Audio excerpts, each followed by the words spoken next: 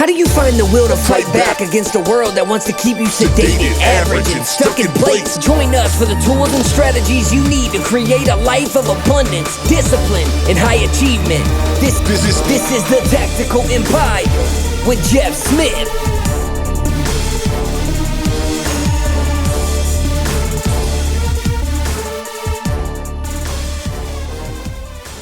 Welcome to another edition of the Tactical Empire. Today, I am bringing on another guest that's going to inform and educate us on a unique product in the mortgage industry to help you build your wealth. Okay, and so welcome Jeff Suter of Suter Refined Mortgage. This guy has one of the most interesting products I've heard of. So what I wanted to do was I wanted to hop on a call with him and understand more about this mortgage product that he was talking about. And so I just thought we would record it. So I'm a dummy. I'm a first-time learner about this product, and I'm just going to ask all the questions so that you guys can hear all the answers, because this thing may be a game changer. Jeff, thank you for coming. No, thanks for having me, brother. I'm excited to get the word out on this product. It's super unknown. Obviously, like you just said, you know nothing about it. It does take a complete rewire of the brain, which, sometimes takes a little bit of overcoming, but America needs to know about this product because it is an absolute game changer, not only for primary residences, but if you're an investor like yourself, I mean, it's a huge win all the way across the board. You save a shit ton of money and a shit ton of time. So it's an absolute game changer that a lot of people need to learn about. Absolutely. And we'll get into that in 1 second. Tell me about yourself. Like, who are you? Where are you from? And what do you do? Yeah. So Jeff Suter, born and raised in Nashville, Tennessee. Not many Nashvillians can claim that in today's world. It's true. Like the bachelorette party of the world. And then everybody decides, you know what? I really like it here. So I'm one of the few left remaining standing that's born and raised in Nashville, Tennessee. Went to one of the top public high schools in the nation, which is in downtown on Broadway, which is where everybody goes. So I know, that part of town really, really well. Spent 4 years down there. Went into corporate world for about 13 years. Ended up in sales the last 5 there. And that's when I really discovered that I have a knack for just building relationships. And I like interacting with people. That's probably my favorite pastime, is just being happy and making other people happy, making other people smile. So from there, I decided to go in entrepreneurship, became a general contractor, and got into the everyday door knocking of, hey, I think you need a new roof, right? Like I did that game for about 7 years off the top of my head. And had a lady approach me. She knew I was a little frustrated in that business. Not that I wasn't making damn good money, but just, the frustrations that come with the construction world, whether it be people stealing or, your subcontractors not showing up, whatever that looks like. And she approached me and she said, Jeff, I don't have any kids. I've got this highly successful mortgage business and nobody to leave it to. I'm ready to retire. What do you think about the mortgage business? And I said, Nancy, I don't know the first damn thing about the mortgage business, but I'm intrigued because I know she's living a damn good life. Yep. And so long story short, she got me into the business. I never worked the first day for her. She pulled the rug out from under my feet when the time came. And I had a decision to make. I'd shut my general contracting business down. And I had two choices, really. Open that thing right back up and continue to be frustrated, or find another mortgage company to go work for and see what I could make of it. So in 2018, I landed in the mortgage business. So you didn't take over her business? No, so I got licensed in early 18. She was on a 4-week trip to Europe when I got licensed. She came back from Europe for 1 week and left for an Alaskan cruise for 2 weeks. So there was about a 7-week span where I'm not working because my business is shut down and I'm waiting on her. Week she gets back from Alaska, Monday, Tuesday, Wednesday, no communication, none. Thursday, she finally texts me, can you be at the office tomorrow morning, 9 a.m.? I'm like, fuck yeah, I'll be there at 9 a.m. I've went 6 weeks, 7 weeks without making a penny. Like, I've got savings, but like I got a $10,000 a month nut. I got to work. Yes. Yep. So I show up super excited Friday morning And she takes me into her office and sits me down. And she said, so I met with the attorneys yesterday, and I just don't think this is going to work. There's just no way I can make it work right now. It's shit timing. And I'm sorry, but I'm gonna help you land a job somewhere. And I looked at her. I said, Nancy, I said, I don't want your help. You've done enough. And I stood up and walked out. We're still friends today. I do want to make that clear. It's kind of, I don't want to sound cliche, but you hear people say all the time, like, you can turn negative into positive. It's all what you learn from it and take from it. I wouldn't be in this business today had she not started that for me, right? Like, she put me on that path. So without her, none of this happens. None of this exists for my life, which is substantially better today than it was 5 years ago. So I will always owe her that. But in that moment, it was fucked. Right? Sure. Like I left there head held high, but I think when I got in the car, I probably did shed a few tears. Like, what in the hell have I done, and what am I going to do? Yeah. But I did. I landed a job that following Monday. I called a mortgage company that I had done my mortgage through, and they hired me that Tuesday. So I started that Tuesday and didn't find instant success, but I have doubled my business year over year until 2022. 2022, I did not have that luxury, but it is what it is. I understand. That's great, though. Congratulations on the growth, man. No, I appreciate and the perseverance. That's a great story. Yeah, no, it's been fun, man. It's everything happens for a reason, man. Agreed. So. If we'd be here 2 hours if I gave you how I landed at the mortgage company I landed at, but that's just a whole nother God story. It's it's wild, but there was a lot of God things throughout all of that got me where I am today, for sure. I love that, man. I love that. So let's dig into this unicorn product that you have. Tell me about this mortgage, please. Yeah. So it is called the All-in-one. It is a proprietary product to us. It is offered nationally. I want to be very clear. I am not licensed nationally. I've got about 10 states, working on another 10 more. So for anybody listening, if I'm not licensed in one of your states, I will connect you with somebody who is, because if you can qualify for this mortgage, it's a no-brainer. Case in point. So it's called the All-in-one. It is a first lien HELOC. There are other first lien HELOCs across America. We are the only one in America that is tied to a checking account. So it becomes the only mortgage in America that pays principal first, interest second. Because if you have just a standalone first lien HELOC, what are you paying every payment? You're paying interest, and you have to make additional payments to pay down your principal balance on said loan. Whereas this one, it's tied to your checking account. So for every deposit that goes into this checking account, your principal balance goes down. So I'm going to use my own scenario. I was telling Jeff, I refinanced into this product in October of 22 out of a 2.75 fixed. I owed roughly $500,000. My home appraised for right at $1 million. I could take out a line of credit up to $800,000. So when I closed, I had a line of credit of $300 available to me with a principal balance due of $500. I'm paying daily interest on the $500. I'm not paying any interest on the $300 unless I tap into it. Right. The checking account is tied to the owed $500. All right. So if month one, I make $20,000, or should I say $20,000 gets deposited into the checking account, I now owe $480. I did not lose access to that 20 grand. That's the most important part I want to really hone in on. You don't lose access to it. It's a checking account, online banking, checkbook, debit card, the whole 9 yards. It's like banking with Bank of America. God forbid anybody doing that, but works the same way. So $20,000 gets deposited. Now I owe $480. I pay my bills out of said checking account. Let's say that's $5 grand. I now owe $485.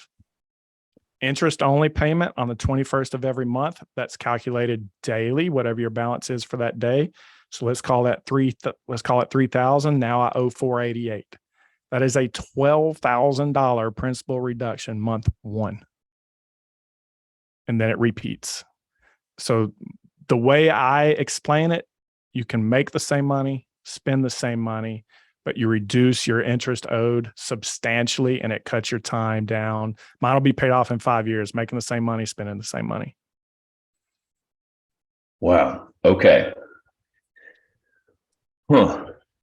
Interesting. It takes a complete rewire. And most people are like, this is too good to be true. Like when I give this presentation to realtors, because realtors are my number one referral source, they're like, this is no way. This is too good to be true. Sure. Complete rewire, right? And the follow-up question is normally, where'd it come from? Why isn't everybody doing it?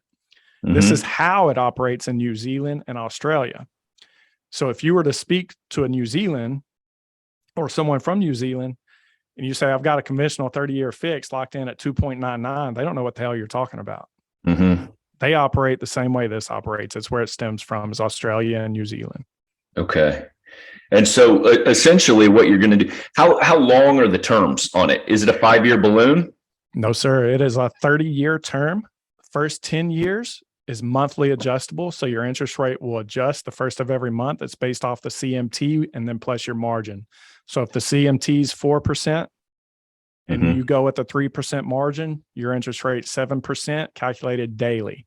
So it's super important to cash flow the account, right? Because the conventional way would be, well, I've got $100,000 in a savings account, but you're not going to pay that towards your principal balance because the only way you can tap into it is a cash out refi, a second lien HELOC, or selling, right?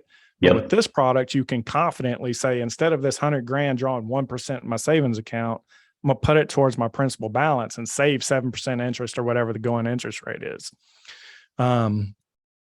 So that's why it's very important to cash flow the account. The more you cash flow it, the less interest you're paying. Even if you got $100,000 and you plan on spending 75 of it, until you spend that 75, you're paying interest on $100,000 less. Right.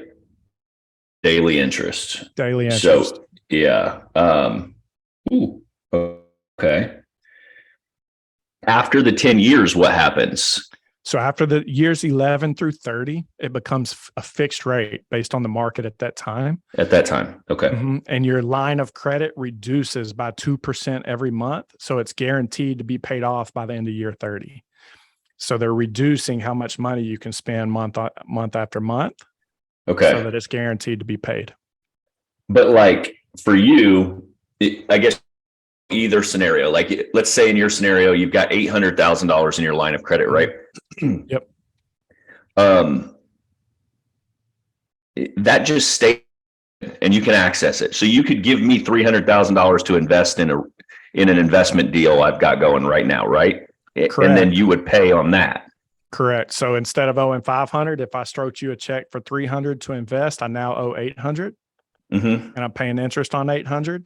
And when money gets deposited, let's say it's another $20,000 instead of $800, now I owe $780. Okay. So does this have to be a primary residence? No, sir. You can do 3 at one time, not in the same loan. They would be 3 different loans. You can have 1 primary residence, 1 second home, and 1 investment property going at the same time. Wow. And what are the parameters for an investment property? How many units could it be? Is it just like a 1 to 4, just like an FHA? So it's going to operate off of Fannie Mae guidelines. Okay. Mm-hmm. Okay. From that standpoint. So the main qualifiers that really make a difference is, obviously this is giving you access to money most Americans don't get access to without, sure. Again, cashing out, HELOC, refi, whatever, selling. Since it's giving you such financial quote unquote freedom to an extent, the qualifiers are a little more strict. So minimum credit score of 700 for a primary, 720 for investment. On the primary, minimum 10% down.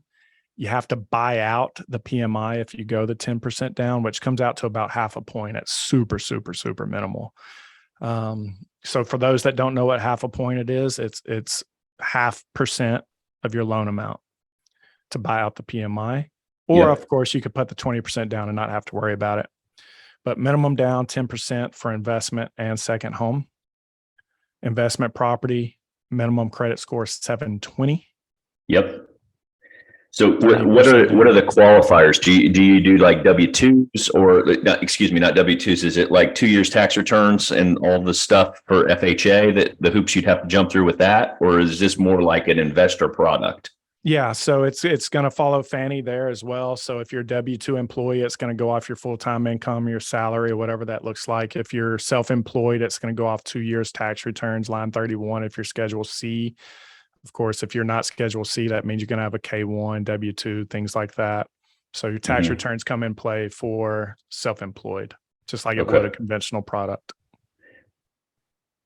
Man, okay. So most of my people are probably self-employed, I would guess, that are listening. And so we're always looking for flexibility, obviously, in the way that looks. There's only one real estate investor I know who is very bought into the full doc process, and that's Dan Constantino.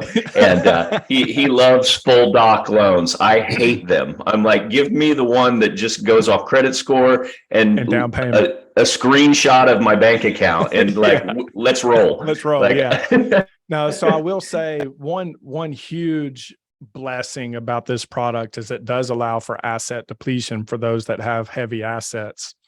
I'll use one I closed back. Actually, it's about the same time I closed mine, probably October, November of last year. It was somewhat of an older lady. She was retired, didn't work, but she had $1 million in the bank and wanted to buy an $800,000 home.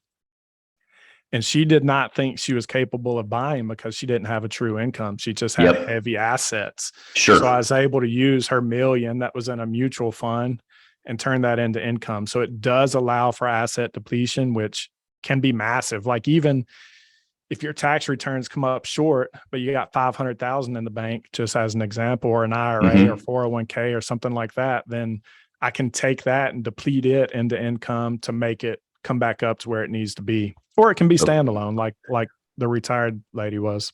Okay. Well, that's great, because I teach overfunded whole life, infinite banking type stuff. So that would be an asset. Underwriters love it as an asset, because I'm going to die someday and they're going to get paid regardless. Absolutely. Yeah. And cash value life insurance is considered an asset. So that does work. I love it, man. Well, this is my brain is going too fast to ask enough questions. Because I'm like the liquidity man. I'm like, what are we doing with our cash? Because I don't want it locked up ever. Yeah. I want to be able to pull levers, and this sounds like it's incredible from that standpoint. Because if you don't want to do anything or do any deals for a year or two, you could just pay this thing off. Yeah, and then come back storming back. My house might be worth $1 million next year, and I can go just take the 800,000 that's been sitting on the sidelines and go deploy it again. Absolutely. It's and I'll tell you, short-term rentals, granted, you can only do one at a time. Yeah, man, to you see pay them action off instantly. Yeah, and most of them, unless if it's one that's active, right? If you're getting 3 rentals a month, it's not going to produce one that's getting 25, like they do it here in Nashville. If you have an Airbnb in Nashville, it's booked for the next 6 months, right?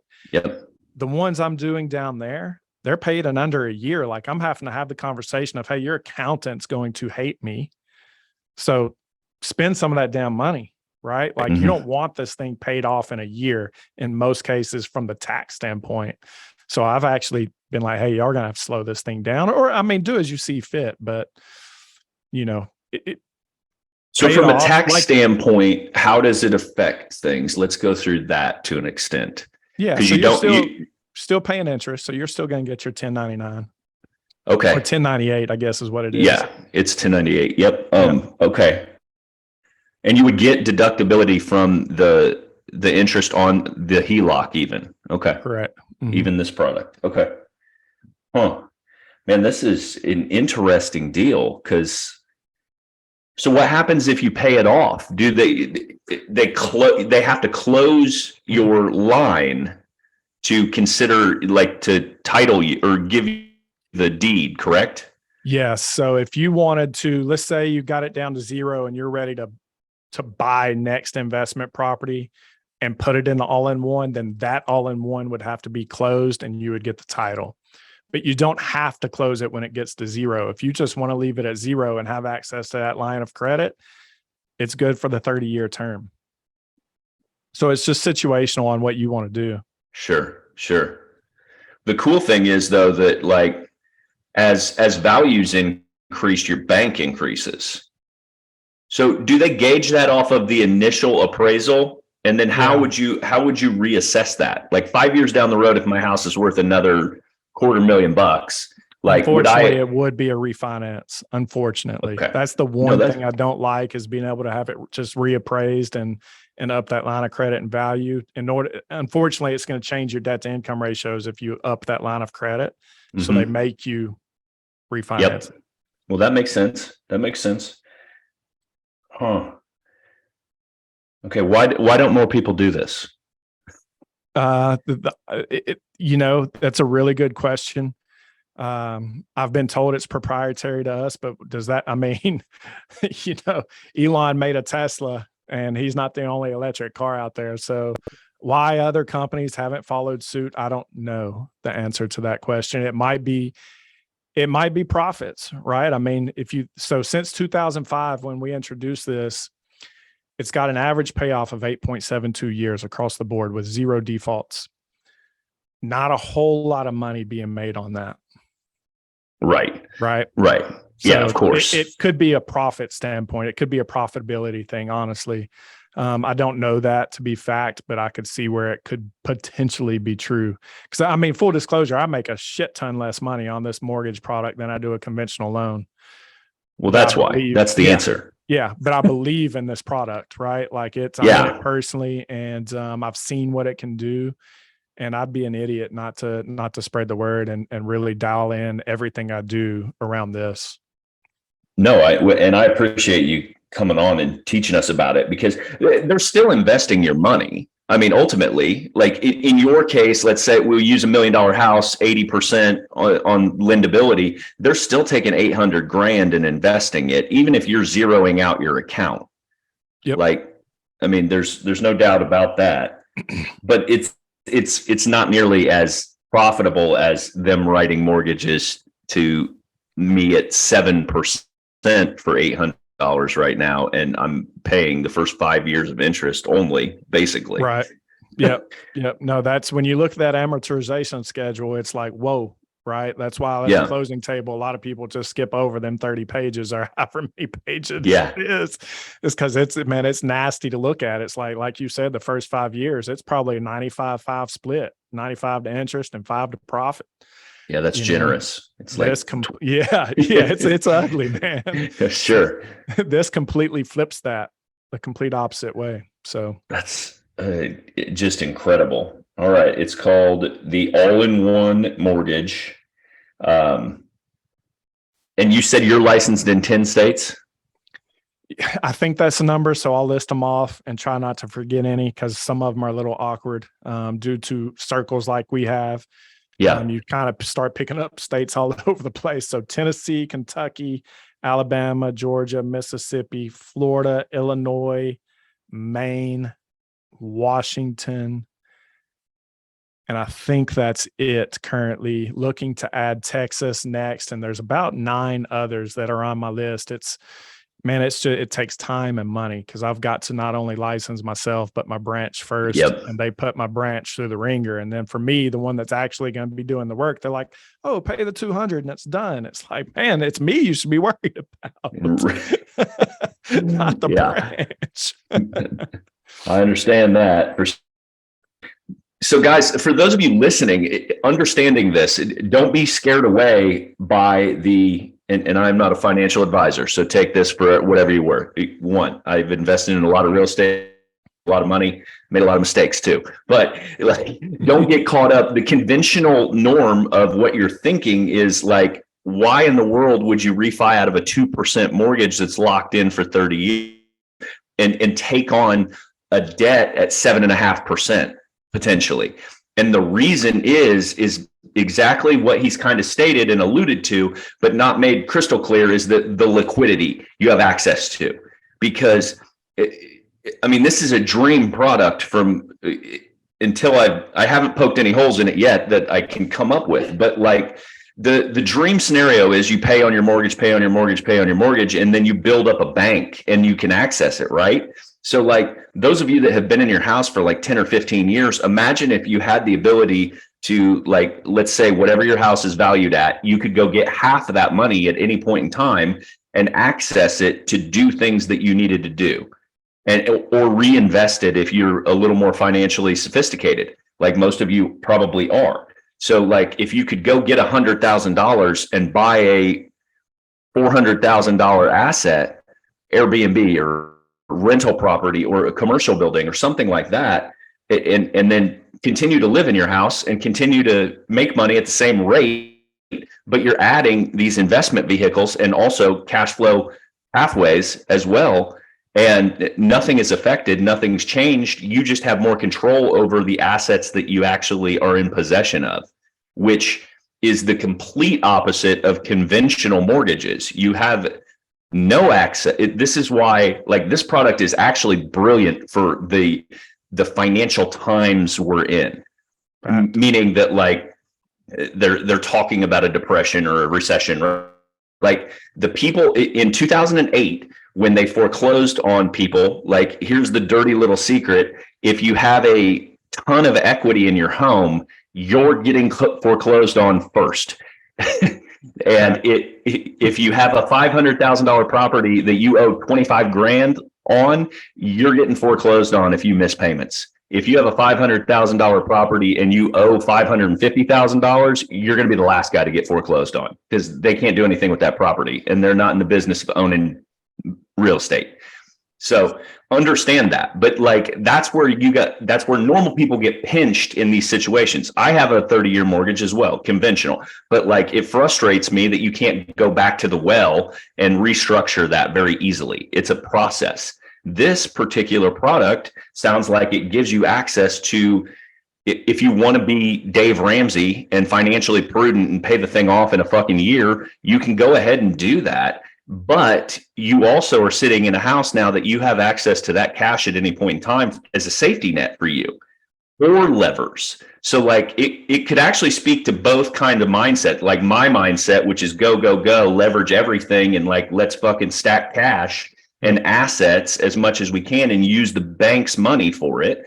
Like that mindset fits into this box for this product, but also the Dave Ramsey mindset of beans and rice paid off house fits into the box as well, because like, let's use the $500,000 house. Like, you do a great job and you're a steward of your money and you pay the whole thing off. Now you have a $500,000 bank account sitting there that is for you to potentially take care of your family. It's your emergency fund. It's like, and you still have all of the access to everything. You still live in the house. I mean, the dirty little secret, guys, is that we never fucking own anything in reality. So if you want to hurry up and pay off your house, go ahead, skip your tax payments for a year or two and tell me that you still own that house free and clear. You don't. So like, being more sophisticated and using these levers and these products that are available to us is how you make a bunch more money. And it's how you set yourself up and your family up to be financially free.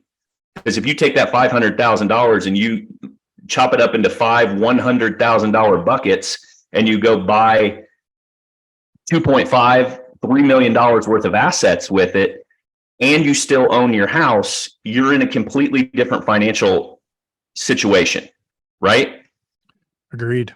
So, yeah. Jeff, this is fucking awesome. Like, what have you ever? Please do. I want to add one thing. Just you triggered a mindset for me, especially for the entrepreneurs out there. If we go back to zero default since 2005 and we put ourselves in the entrepreneur's shoe during COVID, like in the height of COVID, like, so let's call ourselves a restaurant owner, right? Where shut down, or a gym owner shut down. Like, we all know the companies that were just shut down and couldn't provide not only for their families, but for their employees, right?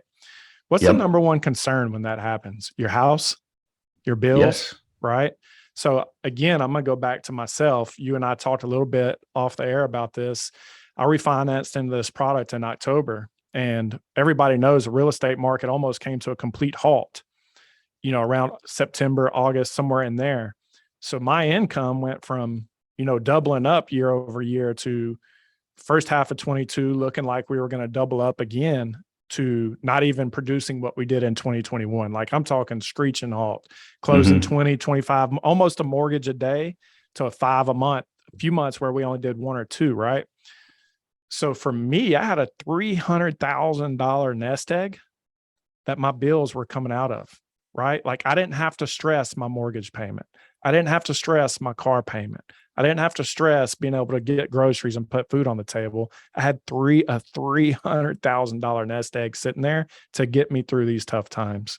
So it can also be looked at from an entrepreneur standpoint of, wow, like being in this product gives me, we both know there's highs and lows in business, right? Yep. Like there's fucking times where it's a roller coaster ride and it's real fun. And then there's times where your feet's being dragged through the fucking mud. So this can give you that, what you called safety net, like big time. Yeah. Big time. Well, this is awesome, Jeff. Thank you for exposing me to it. I'd love to learn more about it. I'll hop on with you offline and we can figure this out. You do Texas or no? That's my next state, brother. I've got Texas makes me, even though I've done all the hours, Texas makes me do Texas hours, not only for the branch, but for myself. So it's about 20 of them all in all. But it is the active state for the obvious reasons that you and I know. So it is coming very soon. Okay. Well, man, I am definitely interested in it. And I mean, it sounds like it's very much along the lines of our cash flow banking systems and overfunded life insurance and infinite banking. It's just another bucket of money that operates very similarly to that same exact product. Yeah. So, man, I'm all in on this. This is exciting. I'm glad you like it, man. It's I call it the best mortgage in America. I hope everybody listening hears why I call it the best mortgage in America. But I truly believe in it. It's a no-brainer when you can qualify. It's an absolute no-brainer. Yeah. Every single person, I mean, every single person should have all three of these. Like, if you have any money in your bank account, if you have good cash flow, you should just start home, and then you should add 2 more. Because if you don't do anything else, you should have those 3 in this product, because you've just created yourself a massive savings account that is going to out earn any other place you're saving. Fact. Man, absolute facts. Well, Jeff, thank you so much for your time. I really appreciate it. Glad to be here, brother. He is the owner of Suter Refined Mortgage. I'm circling back on that. Where can people find you, man? Yeah. So on Instagram, I am Refined Mortgage Closer. On Facebook, I believe it's Jeff Suter, Suter for clarity's sake there, /94 off the top of my head. But if you just, search me, you'll find me. At least I hope you'll find me. And then email is refined@C as in Charlie, M as in Mary, G as in Gary, F as in Frank, I.com. So refined@cmgfi.com. And we'll also add, we do have a simulator for this. So if anybody out there wants to see how it would work for them, whether it be a purchase scenario or a refi scenario, even if I'm not licensed in your state, I wake up every morning to bring value. So again, if I can't help you, I will find somebody that can offer the same product that's licensed with us and run that scenario for you and show you how it'll work. So that's actually what was on my reel that I posted yesterday. That end snippet was the simulator that we run to show it compared to your current mortgage or potential current mortgage. And they should get with one of your guys to run that scenario, or is that a calculator somewhere? Yeah. So you can go to all-in-one-loan.com and you can find the simulator there. So again, all-in-one-loan.com. Up at the top, it says calculate savings. Full disclosure, it's not straightforward. Not saying you can't figure it out, but if you get one little thing wrong, you're not going to get the right results. Okay. So if you want to contact me directly, 615-476-6703, shoot me a text, shoot me a call. If I don't answer, my team should. And man, I'll make the time for for everybody that wants to look at it. I'll make the time and we'll hop on a Zoom and run through it. I love it, bro. Hey, we'll throw all that contact info in the show notes and stuff. But man, thank you for being so generous. How many people get on here and having me throw out your cell phone number? That's fucking awesome, man. I love you. Thank you, man. No, thank you, brother. I appreciate your time, like I said. And guys, I hope this was valuable information. If you have any questions about it, ping Jeff. And if you didn't get any of that information or whatever, like hit me up and I'll connect you with him directly. Okay. Have a great day. Thank you for listening to the show. Make sure you subscribe, leave a review, and share with a friend. We'll see you on the next episode of the Tactical Empire.